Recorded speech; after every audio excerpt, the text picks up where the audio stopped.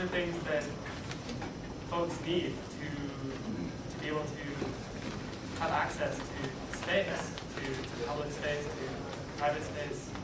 So how would you address that? Like address different disabilities? I just don't see if we go to this like collapse, and I feel like the whole like collapsing.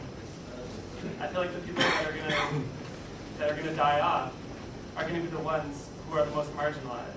It's gonna be the people of color. It's gonna be the trans folk. It's gonna be the disabled folk, and all the white middle class hetero men are gonna be like, oh yeah, not middle class because there's no class anymore, but all the like white men, hetero, are gonna be like, oh well, that's like, yay, we don't have to die off because everyone else is gonna die off first. Like, I don't know. Well, that's the reality right now. That's for sure. I mean, if there's a collapse, then that's the sad answer to that. That's what pulls the plug on the person with the respirator to breathe.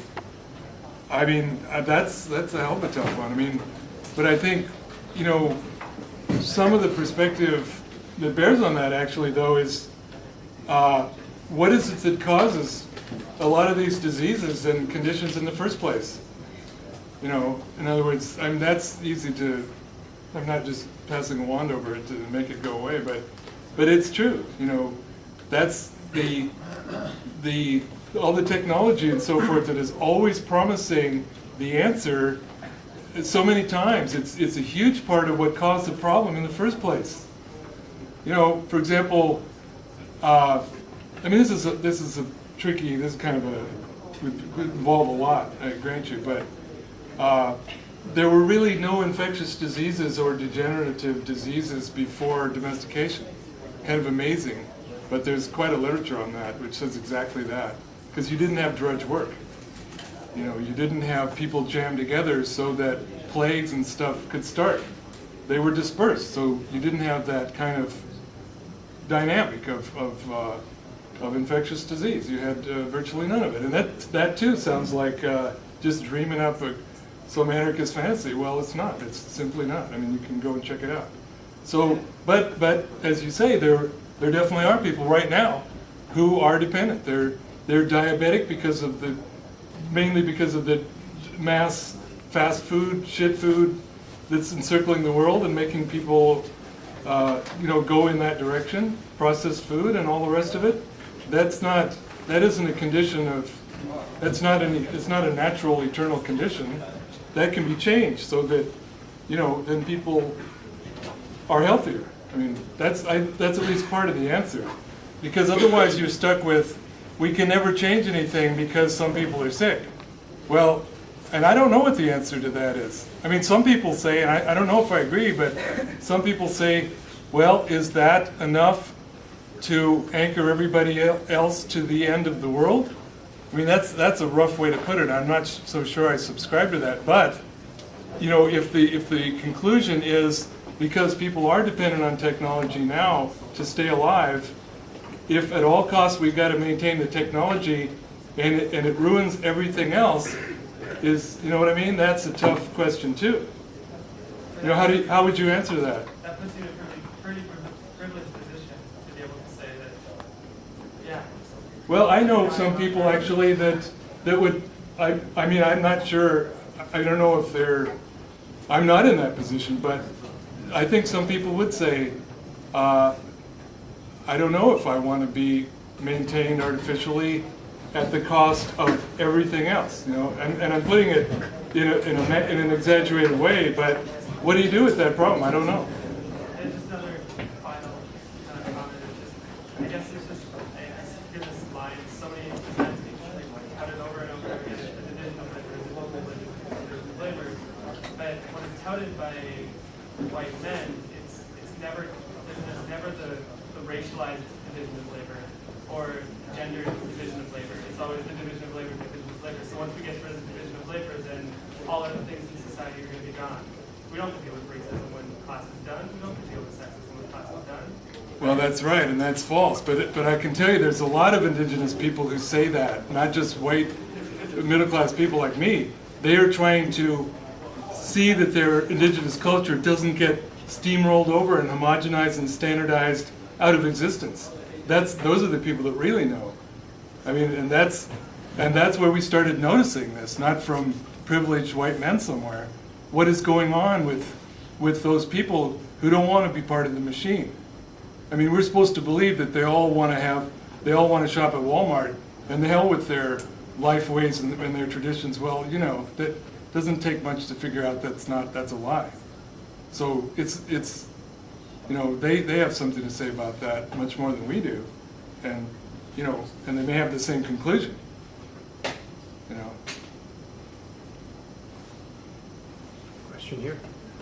I just want to discuss a little bit on the division of anarchist radical groups, ecologists, because in 78, Murray Bookchin of the second Congress of environmental movement in the United States tells that primitivists and deep ecology, that's what they foment, and people who try to own the idea of anti-civilization, tells that it can be very dangerous to put message on population, on anti-civilization and primitivists, and tell that maybe we need more a human project that we can own by ourselves and decentralize to get what we can all construct together. And I see primitivism, little what human project?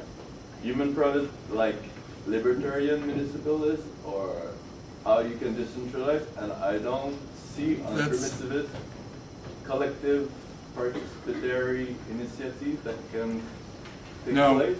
We don't want to keep running the same old shit. We think want it to go away. We're not interested in self-managing all of these alienated things. He was. You are not on collective autonomy and how... Collective autonomy, isn't that an oxymoron?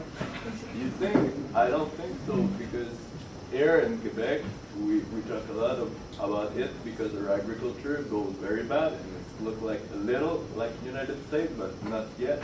And farmers peasants try to get together to how they can learn each other and how we can make sustainable community.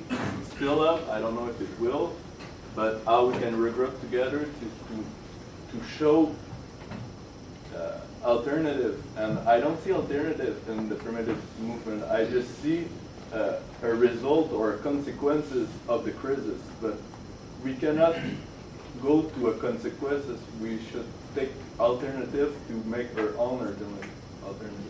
Well, but there has to be a real alternative, not just an adjustment within the system and cover it over with rhetoric. You know, Bookchin was great at that. He would just blind people with rhetoric. But what do you want and what do you not want? Let's get down to specifics. You know, you can cut through that, and then people can decide. Maybe they don't want this idea or that idea, but at least you know what you're talking about. You know, do you want the factories? Yes or no? And you can say, oh, collective autonomy, blah, blah, blah. That means nothing to me. I mean, that just is more political double talk.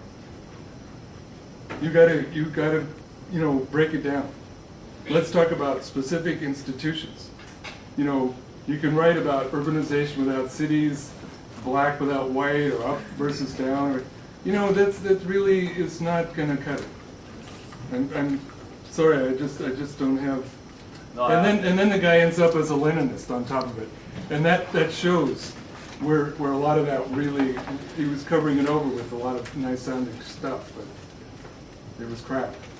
I understand what you said, but people don't own idea. Idea exists by themselves, and you can like figure this idea to keep it the way you want, but it's dangerous to let this idea running a little, because people will own it and make it, maybe, I don't know.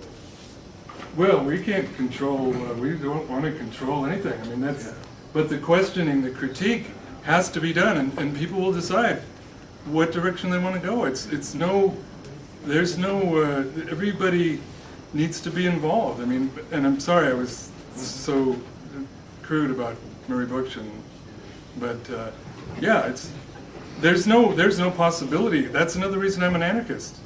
I don't want any control. I don't want to engineer anything.